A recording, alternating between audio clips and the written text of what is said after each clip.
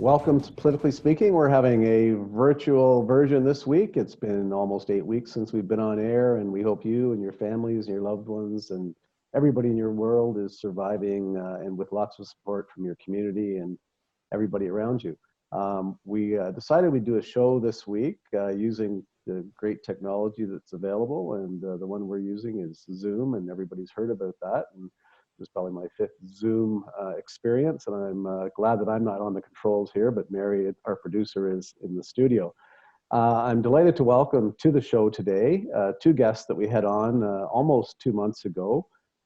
We have Rhonda Keenan, the President and CEO of Peterborough-Lindsay Economic Development, and Stuart Harrison, the President and CEO of the Greater Peterborough Chamber of Commerce. And I wanted to mention, I'm really glad to have you both back. You'll recall back in March, we also had Terry Gile. It's nothing against Terry Gile, but we only had a half an hour for the show today.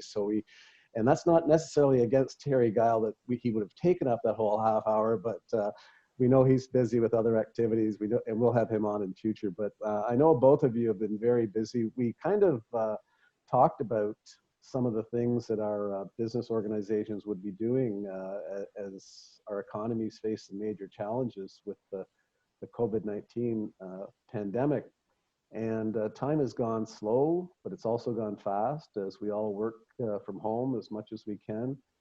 You guys gave us a little vision on what your organizations would be doing, and it looks like you predicted exactly what you have been doing, but there's a lot of nuances there. So I want to talk to each of you about Peterborough and the Kawartha situation and get your perspective. So Stu, I'll start with you.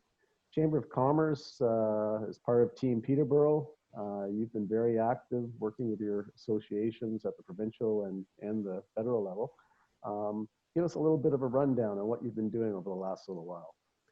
Well, I think a lot of it has been driven by what has been called Team Peterborough.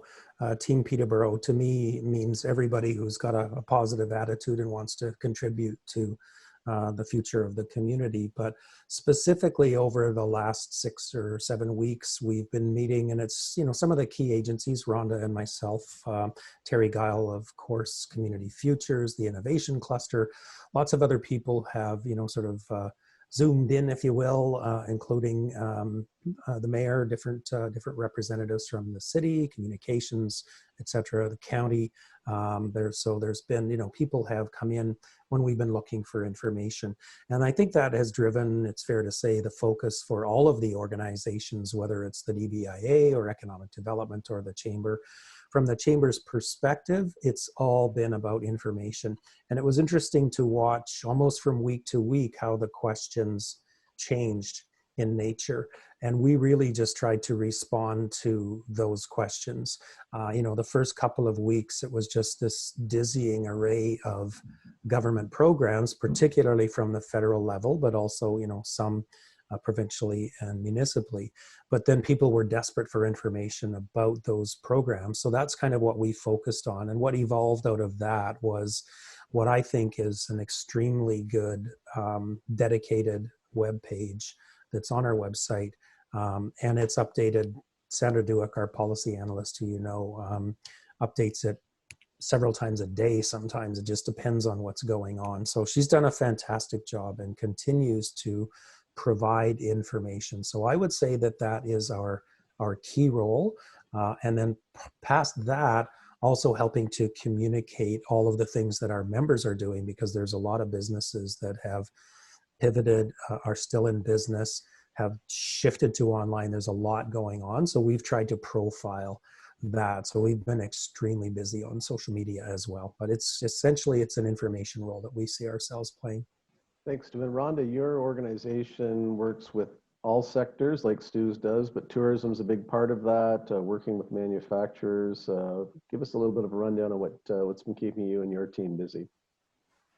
Well, thanks, Jay. I'm happy to talk about that. Certainly, we have been working on all cylinders, I think, for the last 8 weeks. It's insane how things have changed. Certainly, our manufacturing sector has been trying to retool. Many of them have been able to retool and create some of that personal protective equipment that was needed And a good shout out to Harco Enterprises for getting Peterborough's first license through Health Canada for their face shield. They were working in partnership with a number of other manufacturers from the community to help build these face shields that are very much needed in our health centers. So I think part of our role was when the community was trying to pull together and build these things and change what they were making, they needed different supply chains. So we went to our website to look at how can we create a tool that would be useful for the manufacturers. And really, it was a business collaboration tool where people can put on what they need, what are they looking for, what are they trying to build, and then the manufacturers can take a look at that list and say, oh, I can contribute in this way, or I can offer that. And we've had some really good feedback as a result of that. And then I think the other piece is just constantly, as Stu said, trying to check in with the businesses. What is keeping them up this week? And we know every day there are new challenges. We're trying to respond to those. And, one of the things that we realize are people are missing that human connection. I know we're able to Zoom call, but it's still a little bit different when you're not able to bounce ideas off of each other. And businesses really need that. So we've just launched this week coffee chats. And so it's sort of like that water cooler or what you would do at your local coffee bar. Of course, you have to bring your own coffee and it's on Zoom. But what we're doing now is we're trying to highlight a business that has actually pivoted. So how did they pivot? What did they worry about? How did they do it? What were some of the challenges that they encountered, and how did they overcome them? So we had our first one, and it's really just supposed to be that 20 to 30 minutes, what you would have in the coffee shop when you ran into somebody. We had our first one last week with Kitchen Pharmacy, which was, a catering company and how they pivoted to local home deliveries. And then this week we'll have Pan Austin talking about how they were able to pivot and build in those checkout counter safety features for our grocery stores and retail stores this week. So we'll keep that going on.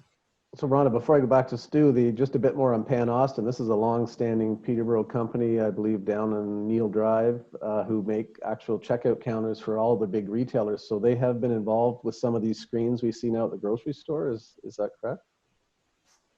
That is correct. They created those checkout counters, the plexiglass, and were able to create some of them. And I think others did their own versions of such, but I think Pan Austin was quick to the table to understand that that was a need and something that they specialize in, and were able to leverage that and build a new product for the retailers that will need it now and probably for the foreseeable future. Well, it's great to see the flexibility in these companies. We'll talk about a few more a little later on the show. Stu, you talked about providing information, but one of the first things the Chamber did was a business survey. And I recall shortly after our show back in mid-March, the Chamber went out and consulted with businesses. And what did you find from that? And how useful was that? Are you still going out to your membership base to look for information? Yeah, there was a couple of surveys. Rhonda was certainly involved, economic development, in a local survey that really kind of took the temperature and tried to establish really what we were facing. Not a statistics guy, so I certainly can't quote you chapter and verse on all of the findings of that, but I will say, and there was a second survey that was done between Stats Canada and the Canadian Chamber of Commerce, and we also distributed that. And I think it's really important, especially when you're in triage, that you actually get it right. I mean, we can just throw a bunch of programming against the wall and hope that it sticks. But, from the federal government on down, I think everybody's been doing their best to get it right. And you only get it right if you have good information. So I would say that the results of that survey really have helped to drive how we respond to certain government programs. You'll remember when the wage subsidy was first introduced, it was 15%. And there was a lot of feedback that came from the business community in particular, that it was just not going to work. You're either going to pay someone the CERB benefit, for example, or you're going to pay them a lot more than 15% wage subsidy. And a lot of other countries had already come in with, 75, 80, 85%, I think, in the UK. So the government came back fairly quickly with the 75% wage subsidy, which I really think solved lot of problems. You know, it wasn't particularly quick off the mark, but in the end, they got there.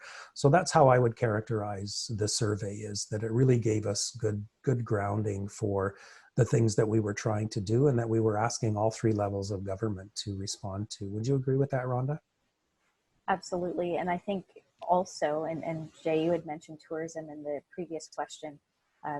We've been active with TIO surveys. So the Tourism Industry Association of Ontario has been issuing surveys, of which we have been encouraging our tourism members to participate in. And we've been getting a lot of information. We've had about 1,900 survey respondents to the TIO survey from this region, being a little bit larger than just Peterborough and the Kawarthas. It included Northumberland and City of Kawartha Lakes, but certainly Peterborough region makes up about 55% of that. So I think it's a large group that has provided some concerns with tourism. And again, we are able to advocate for our tourism industries and share what the current concerns are. They're changing constantly, but it is giving us that on the ground example of what they need to, you know, what kind of assistance they might need. You know, and it's we've seen we hear the word pivot a lot, and we've seen some manufacturers pivot to producing different products. It's probably not to the same level of financial returns that they were doing with their core business, but and also retailers doing downtown or having opportunities for online shopping, which is something many people have been involved with. But for something like tourism, you can't, other than showing people maybe a Zoom tour, it's not quite the same thing. I don't think people are going to invest a lot of money in doing that. We can do that already for free on many platforms. So that must be a real challenge as we're coming up to, we had our first nice weather this week, pretty much for this spring. We're coming up to the May long weekend. So I think that's an area that both your organizations are probably going to have some opportunities and challenges dealing with.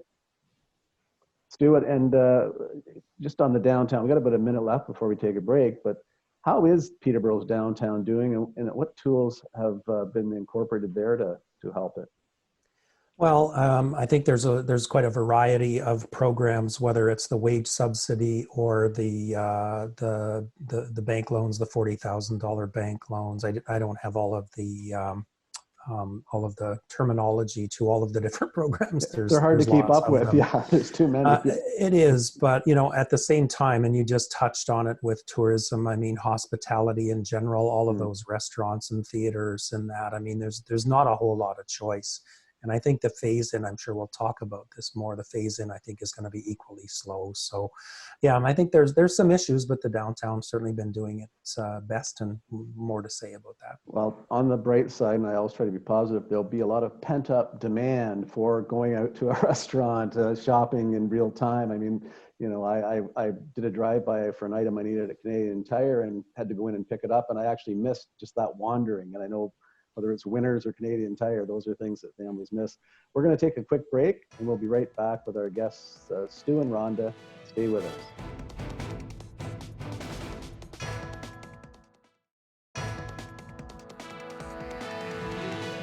Welcome back. Thanks for staying with us here on Politically Speaking, our special edition, our first one in May, and we'll be back with some more shows before the end of the season. We're here with Stu Harrison from the Chamber of Commerce and Rhonda Keenan from Peterborough Economic Development, talking about the COVID-19 response in the region. Rhonda, I want to talk to you about the Mayor and Warden's Task Force in Peterborough, and I know Kawartha Lakes and Lindsay have also done some things like this. There's been quite a comprehensive plan put together, and I know the Chamber's part of it, but could you just give us an overview on this recovery task force? And we're just sort of hitting a peak where people are talking about opening up. There's still some ways to go, but you could just give us a quick overview of what this group is doing and how it's planning to work. We appreciate that. That's great. Thank you, Jay. Certainly when Peterborough and the Kawarthas Economic Development was putting their future-ready economic development strategy in place in 2019, we really wanted to hit the ground running in 2020. And of course, COVID changed absolutely everything. And so we recognized that what we had planned to do in 2020 for the economy just wasn't feasible anymore. So we needed to change tactics, and just like our businesses were pivoting and adjusting, we needed to do the same thing. So working alongside our partners like the Chamber and the Innovation Cluster and Community Futures, we really started to respond to what are those survey results, and they were helping to inform my team. We're calling our businesses across the region every single day to say, what is it that you need at this point to keep going? And that really was the foundation of building this plan. And how are we going to recover? What is our economy going to look like? How are we supporting our businesses and really getting that local economy kickstarted again when it was safe to do so? So that was the focus. I think it was important from the business community to make sure that it was seen as an important task. Obviously, the health and wellness of the community came first, but after that, they really wanted to make sure that the business community was recognized as contributing to this community overall. And it was really important that the mayor and warden be leading this task force to make sure that our businesses have the best shot at recovering. And I think importantly, businesses don't see borders. And it was important that the city and the county were working together. And I have to say that they wanted to work together, that they received this well, that there was this notion that they did want to work together in support of our local industry, support get the businesses back. We want people back to working again. And so I think this plan, it's solid. It has some really short-term things that we're doing or that I've undertaken already. That business collaboration tool that I talked about earlier was one of the key pieces early on in the immediate action plan. But I think, again, it's responding to whatever conditions are being thrown at businesses and what they need the next stage of assistance to get them going. But the ultimate goal is to get them active and back open and thriving again. So Rhonda, you're, I guess it's prescient, your organization has been, is a joint effort with the city and county and has been for 20 years, and that probably helps when it comes to applying some solutions for what you're doing. Stu, your organization, both city and county, 120 something years, I think. So yeah. It's really paying off to see that happen. But what are you seeing our elected officials do? They've moved to online meetings like this. They've carried on. How integrated are your efforts with the city and county council? Because you're a separate entity. Rhonda reports to them ultimately, and quite often you're advocating for tax issues or other government or other issues that your members have concerns with. But how is the interaction with the city and county from the chamber's perspective? I'm going to say it's really strong with all about 4 levels of government, if you think city, county, province, federal. But we really work at that. We make sure that we have a good relationship with them. So for example, we have city and county representatives, elected members of councils on our board. And so that reciprocation actually happens every month. They report to us about what's happening in the city and county, and then we report back to them. We also do a similar thing with our policy committee. And I would say kudos to Miriam Monsef in particular, who very early on, and she's probably had, I'm going to say 10 or more of these calls. They're now weekly. For the first couple of weeks, they were sort of as needed. But Miriam coordinated a call every Thursday night with herself, the MPP, Dave Smith, the mayor, the warden, all of the elected leaders from all of the townships, Rhonda, myself, manufacturing representatives, multi-agency representatives. There's probably 20 or 25 people on that call. And that, I think, has also played a key role in not only hearing from our elected leaders, but getting messages to our elected leaders, sort of from the trenches. So I would say that the cooperation has been remarkable. And I also think that this has been an interesting time to be an elected official, to say the least. But I think there's some lessons learned. I've been reflecting on this somewhat when you think of, how I think there's a newfound appreciation for someone who has been elected and thrown into a situation that they have absolutely no idea what to do with. Doug Ford, for example, has been getting a lot of credit for the way that he has handled this situation. I don't think a lot of people saw this Doug Ford previously to now, and I think that's fair comment. But I think coming from the other direction, there's a newfound appreciation from elected officials for the value of a job. And we've talked about this, you know, those frontline workers obviously putting themselves on the front lines. My wife is a nurse. She was in intensive care during SARS, so I know all about this. But at the same time, I think there's a newfound appreciation for a job, for what it takes to employ people, and the importance of having employment and having companies that are willing to put the risk out there and make a product or provide a service that actually employs people. I mean, look at the situation that we're in with some $200 billion deficit, and that's to support people and companies that can't generate employment right now. So I think there's a newfound appreciation going both directions.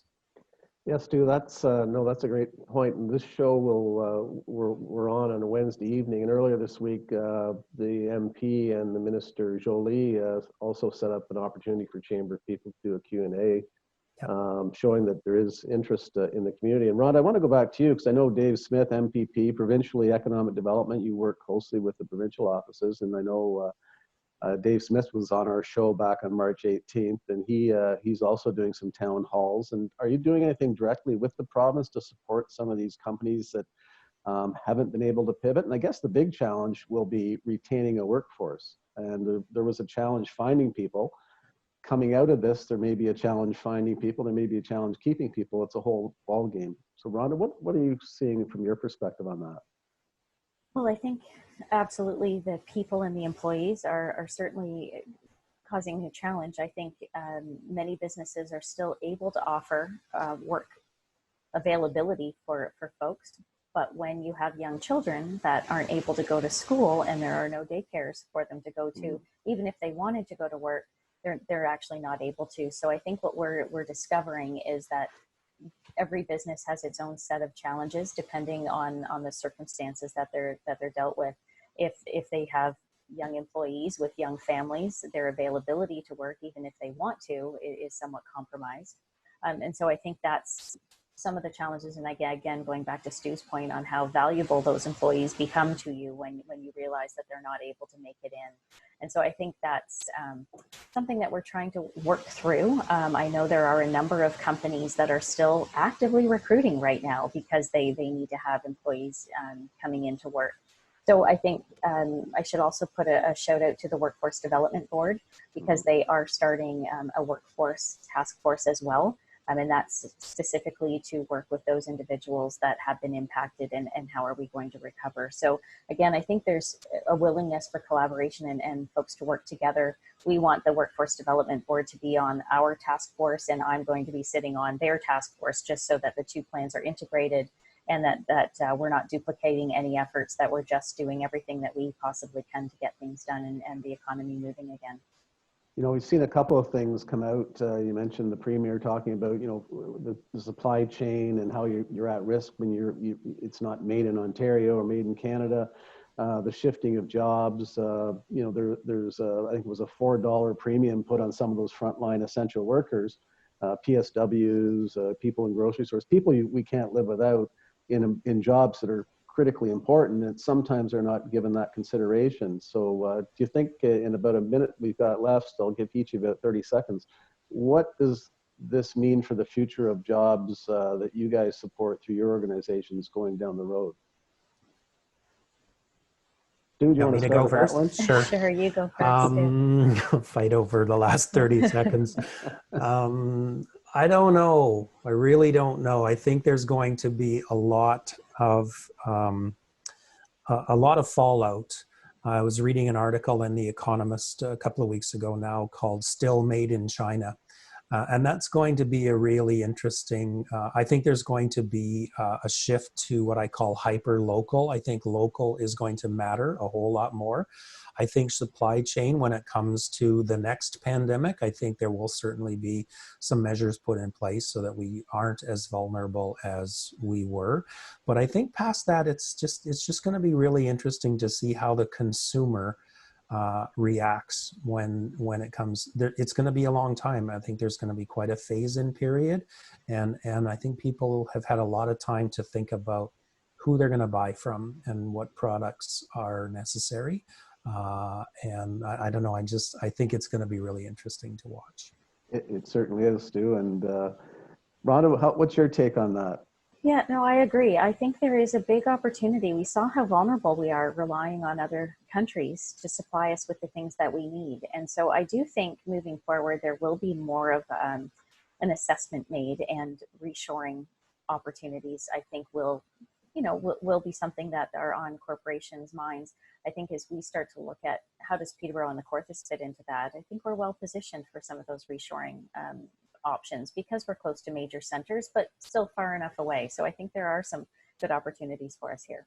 You know, and with that will probably come people having to pay a little more for things, but people might have I hope will have a different perspective on that. You get what you pay for, and you want to be ready for things. Folks, we're out of time. I want to thank you for coming to this condensed version of the show. I know you've got lots to do. You've got lots more Zoom calls, lots of business to take care of. I really appreciate you guys taking time to give us an update. We're planning to do this over the next little while. We'll check in with you folks again. We're going to get some of our healthcare folks on and some of our government officials over the next few weeks, but it's really important, and I'm glad you had a chance to come in and do that socially distancing meeting. I look forward to doing that again and being in the same room. It's yeah, video conferencing just isn't the same, although this new technology seems pretty seamless. Even I can work it. I do have viewers of the week this week. Red Wasson, I want to say hi to Red Wasson, former chair of the Hall of Fame, Sports Hall of Fame. He's at home doing fine, and had a good chat with him. And my nephew, Jason O'Rourke, did a walk by with his mom, Lori, yesterday, and we happened to see them in front of our house, had a great visit with Jason. He's never in 7 years told me he watches the show. So Jason O'Rourke, thanks for being a viewer. And I want to thank you all for watching Politically Speaking. We'll see you next time here on your TV. Thanks. Bye.